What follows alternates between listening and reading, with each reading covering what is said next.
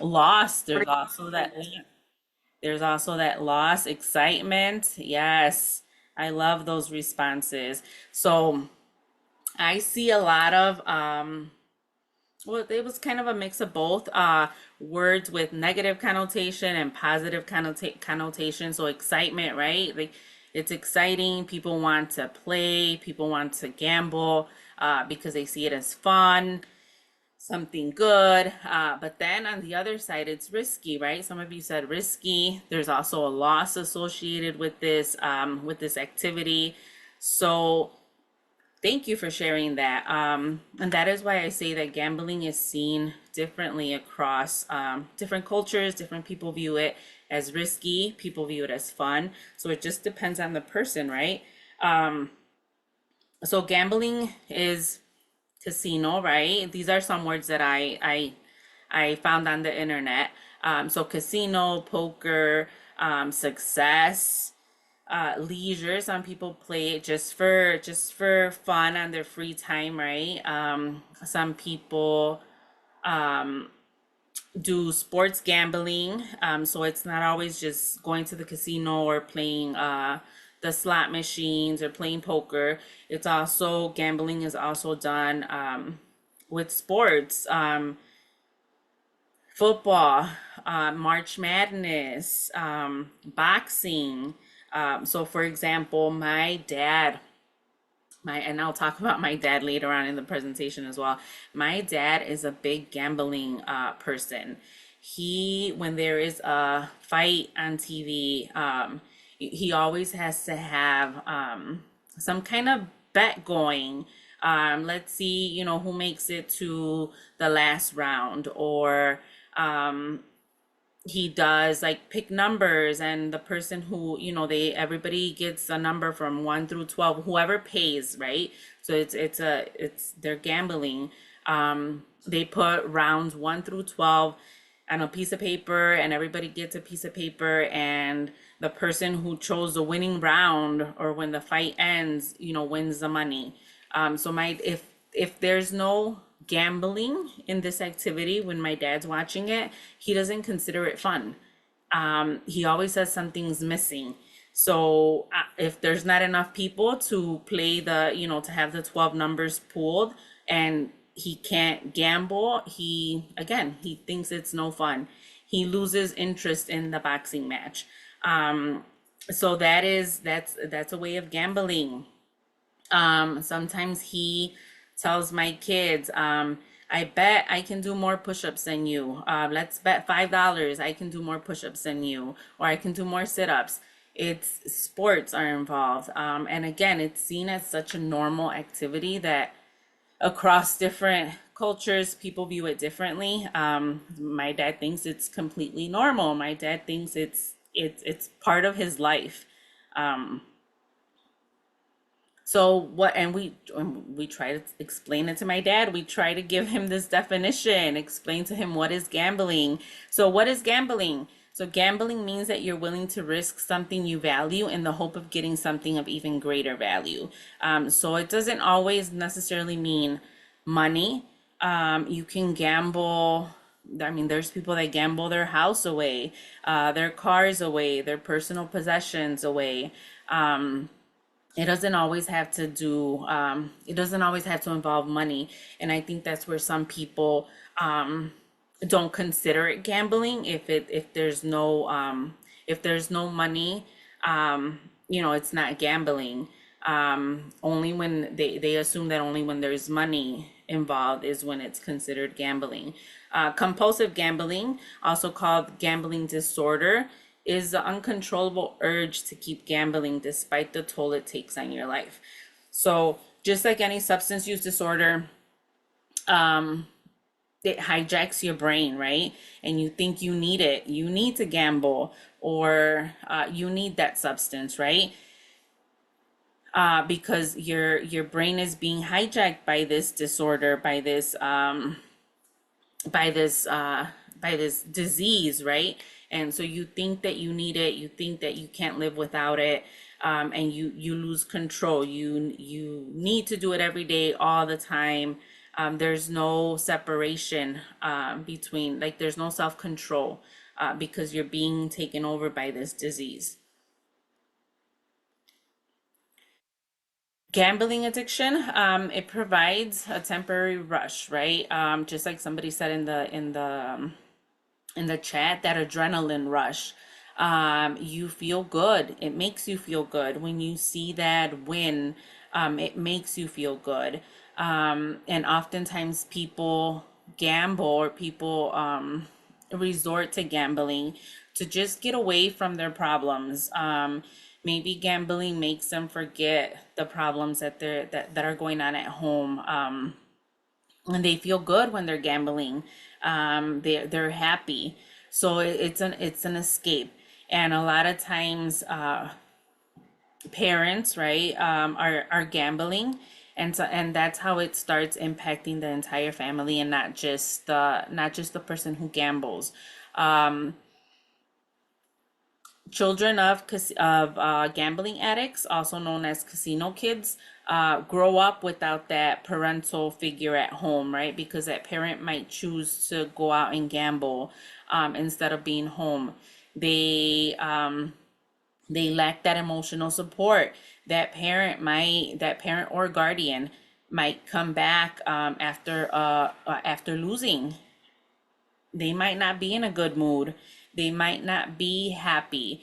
And they might take that out on their child, on their children, right? They're not there emotionally for their children. Kids are suffering from having a stable house, a stable household, because parents are gambling money away, right? They might be using that money to gamble instead of using it for food, or for rent, or for, to pay the mortgage.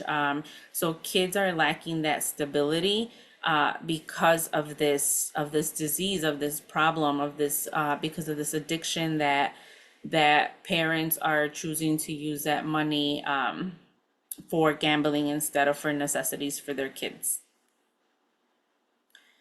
So I want you to look at these two pictures. Do you notice any similarities? Is it one is an arcade and the other one is a casino? Do you notice any similarities? What do you notice? You can put in the chat.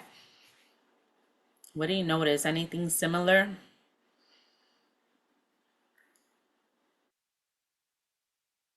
Bright lights? Anything else?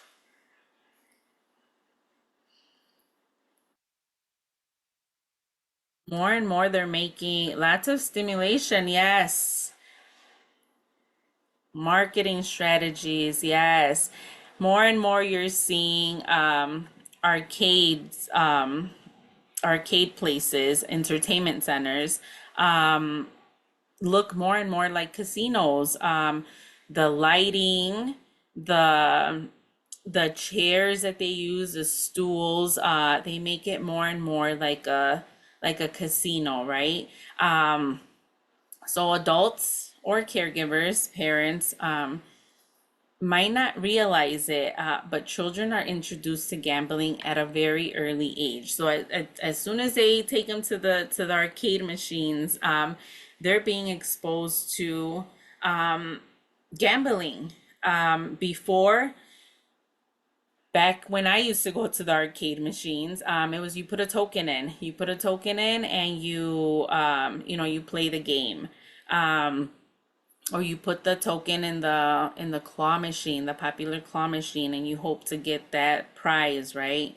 But parents don't realize that the impact that has on their children can lead them to have a gambling problem in the future.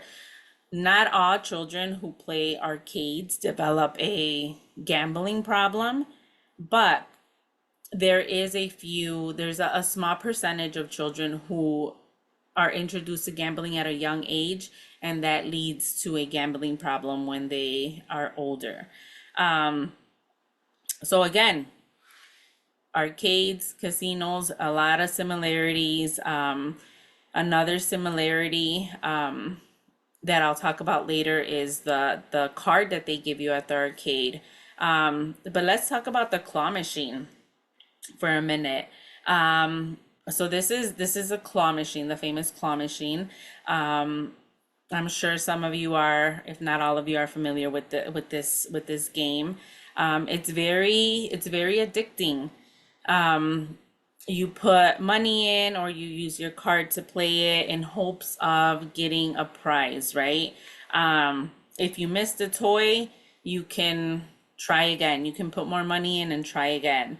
I've seen kids put money, and they don't win a prize.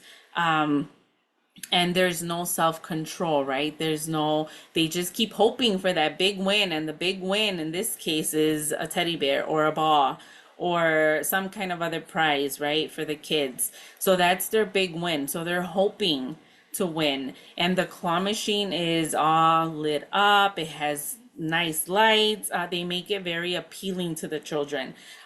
They make they put prizes in there to make it very appealing for the children. And it's one of the most famous arcade games when you go into an arcade. They're so popular that, oh, sorry, they're so popular that now I'm seeing more and more of these businesses. They're called claw cities, where all they have are claw machines. They're from wall to wall. They are filled with claw machines. This one in particular caught my attention because it's not too far from where I live, and because it was advertised. They did a news Channel 9 did a news segment on Claw City. So again, very accessible. They make it seem like it's, very appealing, very, every time you go, you're gonna win a prize, but that's not reality. You have to spend a lot of money, and take a lot of chances, right, to be able to win a prize. One example that I have, a personal example of my daughter. My daughter, I took her to the arcades about a year ago. Thankfully, she doesn't ask for after that incident. She doesn't ask to go to the arcades anymore. So we took her to an arcade machine. We bought her a card, put $25 in the card, and told her that's all you get. So use it wisely, right? Have fun, use it wisely. Once that money's up, we're leaving. We're not putting any more money into that card. So she chose to play some regular games, right? That didn't give out a prize. But then she saw the claw machine and she saw a panda that was in there. She really wanted the panda. And she must have had about $20 left in her card. She spent all $20 trying to get that panda. Did she get the panda? She did not get that panda. So that served as a learning experience for her and also a lesson, right? So we talked about self-control. We talked about you can have fun, but you need to limit yourself, right? Because then she was out of money and she still wanted to keep playing. And so we explained to her, well, you spent all that money on trying to get that prize in the claw machine. So now you're out of money. So now you can't play any other games. So she was upset because she wanted more money because she wanted to keep playing that claw game to get that panda. And so then a couple days later, we go to a store and the panda, they have a similar panda, and the panda's like $5. And she's like, oh my gosh, I spent so much money trying to get a $5 panda. Like, I could have just bought the $5 panda. But again, they make these games so appealing. They make it seem like you're going to win a prize every time you play. So these kids start wanting to play, and I'm not saying don't let them play, but also, teach them. That's a good opportunity to teach them about self-control, time limit, money limit, so that they learn to be responsible when playing. This is another similarity that arcades have with casinos. Casinos give you that card to make you feel like you're special, like you're part of a club. And now arcades use the same method. They give you a card. It's no longer putting tokens in, they give you a card. So kids feel special, right? Kids might feel like, oh, wow, I feel like a grown up. I see people on TV, or I see mom or dad with this card. I'm special too. I have one of those cards. So that's another similarity that we're finding with casinos and arcades. So this is in Las Vegas. So there was research done in Las Vegas where it was found that more and more families are traveling to Vegas.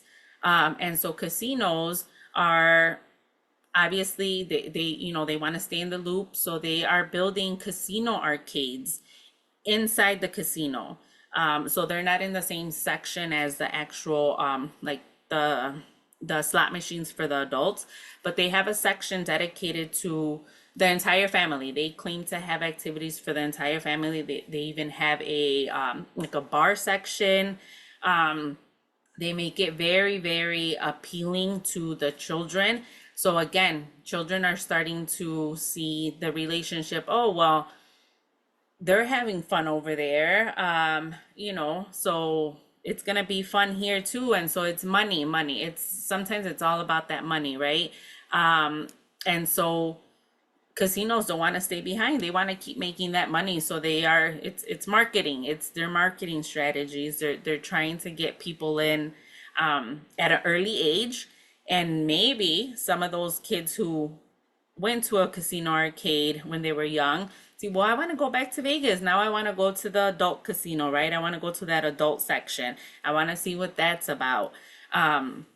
So I wouldn't be surprised if casino arcades are coming to our state soon. So this is a picture that I took a couple weeks ago that we went shopping to the mall. They sell these machines. If you look at it's pretty small, but the age recommendation to play it's 6 and older, right? So again, gambling, anything with the slot machines, like this one is it's a game, right? It doesn't give you out, it doesn't pay out real money, it pays out tokens. But if you see the picture on the right hand side, like at the top where they're playing it, they look happy. They look like they're having so much fun. And my daughter wanted this. My daughter said, look, it looks so much fun. And she pointed to the picture. She's like, look, they're having so much fun. We can play this at home. And so they make it so, again, so appealing. And it was on sale, right? It had a big sign that it said it was on sale. So again, anything with gambling, it's being advertised to younger children more and more. So people view it as, people don't see it as a problem. See, it's normal, it's everywhere. There's nothing wrong with gambling, which there is nothing wrong with gambling. You just have to have, you have to know your boundaries, right? You have to have limits. You have to, if you're gonna gamble, responsible gambling, right? So that you know when you're going to stop. So, like I've been saying, gambling is perceived as a harmless or low risk social activity for participants of all ages. We personally, we play loteria. So it's, I don't know if you all are familiar with loteria. It's kind of like a bingo. And kids, it's kind of like a tradition. If we don't play loteria, sometimes it's no fun, right? Or if it's Christmas or New Year's, any celebration, sometimes my family is like, bring your quarters because we're going to play loteria. And again, it's my mom doesn't see that as gambling, but she sees my dad buying the lottery tickets as gambling. And now that when I think about it now, I'm like, it is gambling because we're paying to play a game. We eventually lose all our money, and there's one winner that wins, the majority of the money. So gambling is looked at differently across different cultures. And it's again viewed as something, it's not risky, but it is risky. If you see it on TV, kids are seeing it more and more often, advertising with celebrities on TV. So again, they see it as cool. Oh, my favorite celebrity is advertising this, sports betting. So it must be good. It must be safe. It must be, like you must win all the time because my favorite celebrity is doing it. So it's being socially accepted, everywhere. So that's why people, again, we don't, it's not seen as a problem. Some statistics in Illinois, so approximately 345,000 people are considered to have a gambling disorder. Youth who are impulsive or have poor coping strategies may be at higher risk for developing a gambling problem. So again, it's important to talk to our youth, talk to our children at an early age about being responsible, about explaining to them the risks that are associated with gambling. In Illinois, there's 47,578 gaming terminals across the state. The most popular form of gambling is the state lottery, followed by gambling with friends, and organized sports and fights betting. The gaming terminals, you're seeing them more and more. When you go out shopping, when you go eat at a restaurant, they're there. When you go to the grocery store, some grocery stores have the gaming terminals. So kids are also seeing this. Some parents are choosing, sometimes to leave their kids on the side while they go and gamble those $5 or gamble the change that they get from the groceries. So again, kids are seeing it as normal. Well, my parents are doing it. My parents are responsible for me. Kids see their parents are as positive role models. So if they're doing it, then it must be something good. It must be something that's not going to harm me or anything that's risky. So I'm gonna try it. In Chicago, in the city of Chicago, 122,200 Chicago residents have a gambling problem. 1 in 10 people in Illinois with a gambling problem thought about or attempted suicide in the past year. So again, it's not just gambling money away or possessions away. Sometimes gambling can lead to people thinking about suicide. In an average year, a person with a gambling problem spends around $16,750 on gambling. So again, some people think that they are chasing that big win. But imagine if they would just save all that money, right? They would eventually have that big win with saving the money that they gamble. And then research shows that people who engage in substance use while gambling are more likely to have a gambling problem. Substance use, any substance, right, makes you feel good, makes you feel, gives you that adrenaline, gives you that satisfaction. So if you pair that with gambling, it increases the chances of you wanting to keep gambling because you're feeling good about it. So gambling in youth. So how are children introduced to gambling? So many children report having their first gambling experience around 9 to 11 years of age. And in my case, it was proven. My daughter, she's 10, and she was already introduced to loteria or the arcade machines. Approximately 60% of high school age adolescents report having gambled for money during the past year. And then 10 to 14% of adolescents are at risk for developing a problem with gambling. So again, I find it extremely important to talk to youth before they even begin to think about gambling, before they are exposed to it, so that they know the risks associated with their behaviors. So how are youth gambling? They're playing fantasy sports, the esports. They're being given lottery scratch offs by an adult in their house. They're being exposed to raffles at school, or if they play sports, maybe their teams do raffles. The popular ones are the loot boxes. So the loot boxes are these little prize boxes that when they play games online, a lot of the games that they're playing offer these loot boxes. So these loot boxes are like mystery boxes. They have a reward inside of them, but you have to spend, like you have to buy them. You have to like spend real money to get this loot box. So kids are asking parents, for money. Can you buy me? I need money to play Fortnite to buy this loot box. Or Call of Duty, FIFA. I was surprised when I seen that FIFA has loot boxes because I don't remember FIFA when my older kids started playing FIFA. I don't remember it having loot boxes. Like they never asked me for money. But now that my 13-year-old plays FIFA online, he has asked me for money to buy things. So again, that's also a form of gambling that we don't think of when the kids are playing their video games. So youth who gamble are 2 times more likely to use illegal drugs, 3 times more likely to drink alcohol, 3 times more likely to be in a gang fight, 4 times more likely to smoke cigarettes, and 4 times more likely to get in trouble with the police. So again, gambling is not only affecting their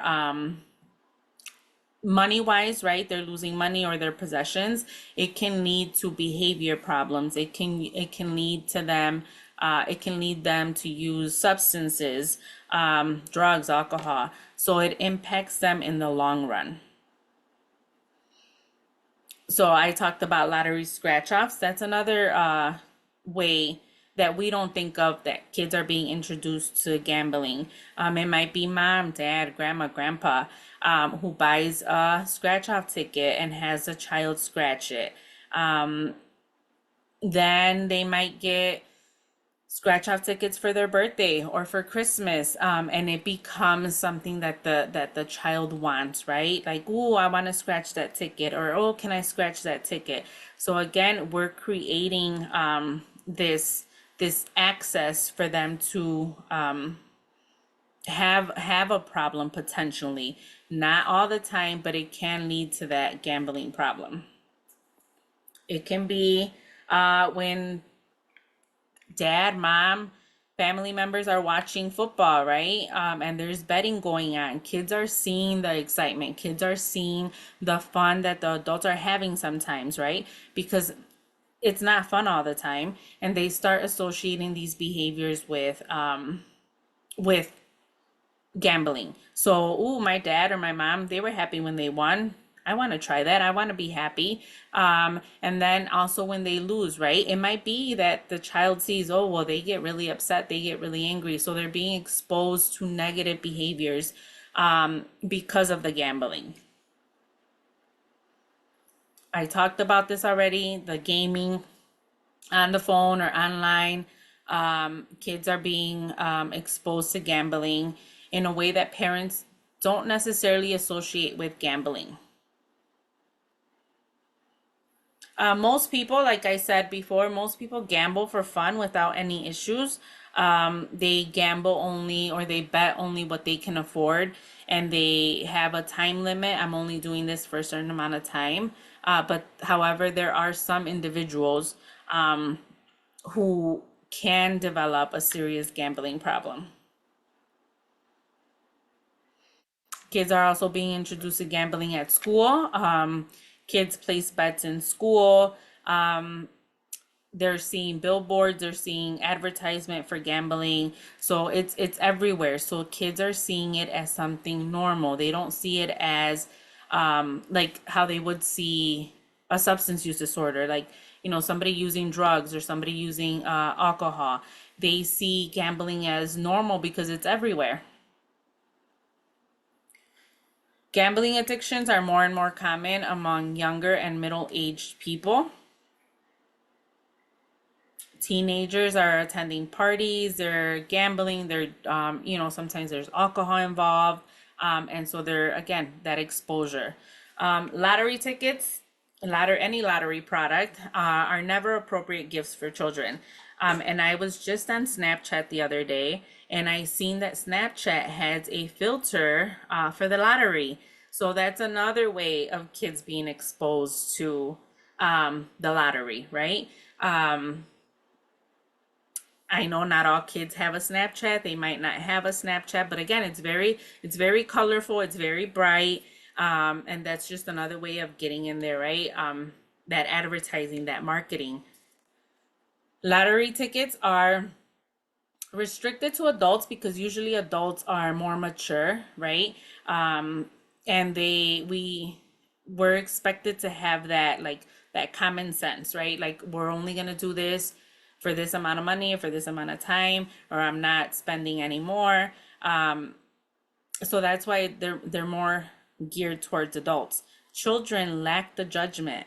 Children are not, their brains are not fully developed to associate the risks of what they're doing, right?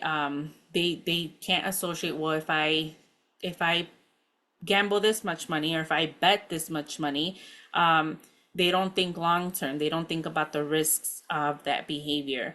They just want to see that the action now, but it's because their brains are not fully developed. Some common myths about gambling. So, drug or alcohol addictions are more severe than gambling addictions. Wrong. Gambling addictions are just as severe or problematic as any substance addiction. It's an addiction. It's a disease, right? You can't control it. Some people need professional help to get that help, to get those resources that they need to overcome this addiction. Another myth is playing card games without money with your children might cause later gambling problems. You can play card games with your children, and you can teach them that it can be just fun. You can have fun without betting any money. And then you can also teach them, you can start teaching them about responsible time limits, money limits once their brain is able to process that. But you can start by teaching them that you can have fun without gambling any money, without betting any money. Another myth is most gamblers are introduced to gambling by their friends. Wrong. Most gamblers are introduced to gambling by a parent or an adult close to them. So it's their first experience with gambling that they get from an adult or trusted caregiver that introduces them to gambling. These are some forms of gambling that are popular among boys and among girls. Girls prefer cards, instant lotteries, bingo. Boys prefer card games, skill-based activities, sports betting, because they're more active, right? They bet on their favorite sports team, or they place a bet on wrestling, whatever it is, but that they want that adrenaline. Some risk factors for youth problem gambling. So kids are at risk. Those kids who suffer from low self-esteem, the age that they were exposed to gambling, those are risk factors. If they were exposed to gambling at an earlier age, that's going to make them want to gamble at an earlier age. If they see their family members, right, or friends gambling, that is also a risk factor for them. If they see that it's okay in their family, they view it as okay to gamble. Even though you're not of age to gamble, that's a risk factor that's putting them at a greater risk to develop a gambling problem. And then their environments, right? If they see it everywhere, depending on where they live, if they see the advertisements everywhere, they see it on TV, again, they're seeing it as normal, so it's going to impact them. Some protective factors. So having strong self-esteem, having things to do in school, so feeling connected to school, maybe if they participate in after school activities or they're in clubs during school, they have a good set of friends, a good group of friends in school. They have a positive, their family is always positive. They're always doing stuff together. They are doing family activities that don't involve gambling. That they're seeing positive things, right? They're seeing other things that are not related to gambling, to betting. So that's good for them. That's good for them to see positive things, positive activities that don't involve any gambling. So why do people gamble? They want that big win. It's easily accessible. Like I mentioned before, the gaming terminals are popping up everywhere.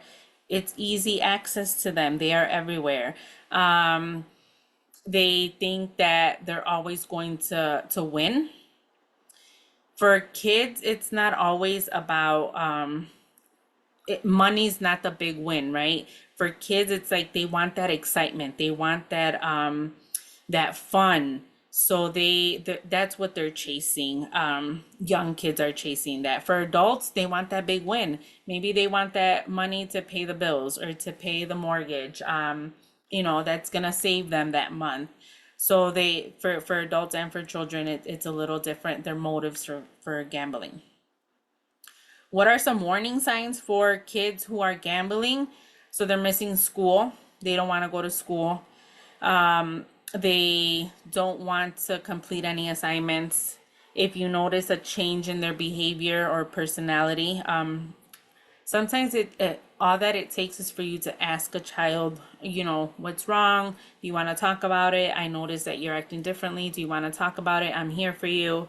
If you notice that a child has an exaggerated amount of money, and they don't work, and you know that their parents don't provide that money for them, you might want to ask them, where's that money coming from? If they brag about winning, if you hear them talk about, you know, that they're betting and they're winning, or, oh, I won this much money because I bet so and so, and I won. So step in and say something to these kids. If they all of a sudden want to know all the sports results, maybe have a conversation with them about what's going on.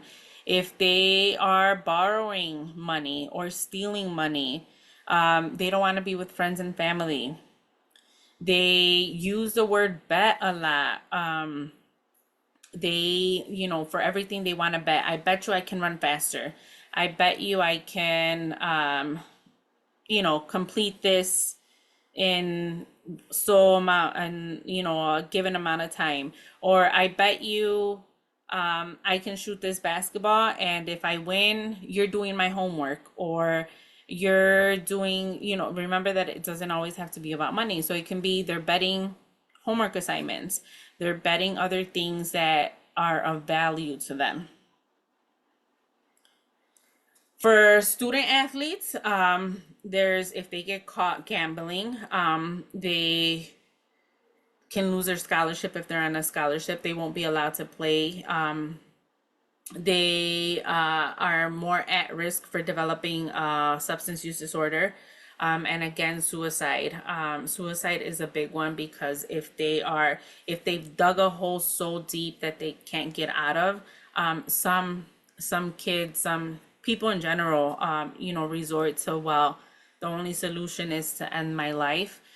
So that's another problem associated with problem gambling. There is help and support out there. There are plenty of groups for support for children, for adults, for youth. But some ineffective coping strategies that are not going to help you: talk to your child, talk to a youth, or talk to a person with a gambling problem, is nagging. Don't scream at them. Don't threaten them. Don't use ultimatums. And don't help them financially. If you keep helping someone who has a problem gambling financially, then they're not going to realize that they have a problem, because that money's always there. They're not going to run out of money because, mom and dad or grandma and grandpa can give me money for gambling. Gambling is not a safe alternative to alcohol, drugs, or cigarettes. Again, it can become a serious addiction Just like substance use disorders, it impacts the entire family, not just the gambler. And oftentimes, gambling is people use gambling as a gateway to other high risk behaviors. So, again, it can lead to drug use, alcohol use. So, it's a problem that we need to talk about. Some effective coping strategies. So some of these things do work. So what can parents do? Parents can inform them, be informed of the risks associated with gambling activities. Talk to your children. Explain to kids, to youth, that there is a risk in gambling. There is a risk that they are going to take.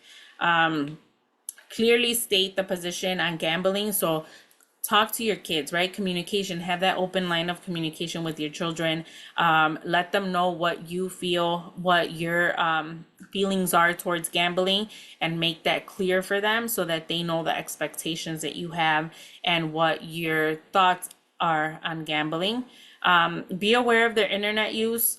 A lot of gambling youth are using the internet to gamble because no one's watching. A lot of times they can lie about their age on the apps that they use to gamble. So it really doesn't need, they don't need a parental figure there. So please watch the internet use that these children are having. It's also important to take care of yourself, to take care of the family. So set some household rules. If you need professional help, get that professional help. There's a lot of professional help that is free for families, for children who are at risk for developing a problem gambling disorder. So please take care of yourself, take care of your family, protect your mental health, protect your physical health. Maybe one of the things that you can do with your family is, like participate in more outdoor activities. Get them away from that gaming console. Get them away from any chance that they might get to gamble online with their phones. Take them out to the park, to give them positive examples, be a positive role model for the children, because again, what they see, they a lot of times they mimic. So be a positive role example to your children. These are some places where you can go for help. If you or someone that you know is experiencing problems with gambling, you can visit areyourreallywinning.org, 1-800-GAMBLER, or you can even text to Illinois Gamblers to the number 833-234. So there's plenty of ways that someone can get help. If they don't want to talk to someone on the phone, they can text. A lot of kids, a lot of youth, even adults are becoming more text friendly, so they'd rather text and talk to someone over the phone. So that's a great option to provide to people who have a gambling problem. You can also visit the Illinois Helpline. They have a lot of resources. A lot of these resources are free. They don't require you to give any personal information if you don't want to. But again, there is help out there. And I think that a lot of parents, a lot of families, or even youth who are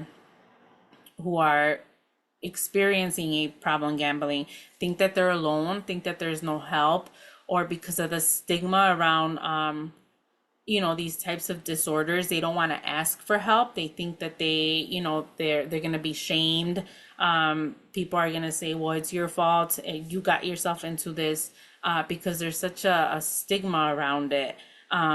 But there's help out there. So the more we talk about this, the more we talk about substance use disorders, the more we talk about gambling problems, the more, just like we talk about, or just how we see advertising on gambling and how, they're promoting it. I think we should promote that it's okay to ask for help. It's okay to seek professional help. Because in some cultures it's frowned upon if you look for professional help. or some parents say, well, we're not asking for professional help. We're gonna, handle this in our household, but they lack the resources that they need in order to successfully help their children, overcome this problem.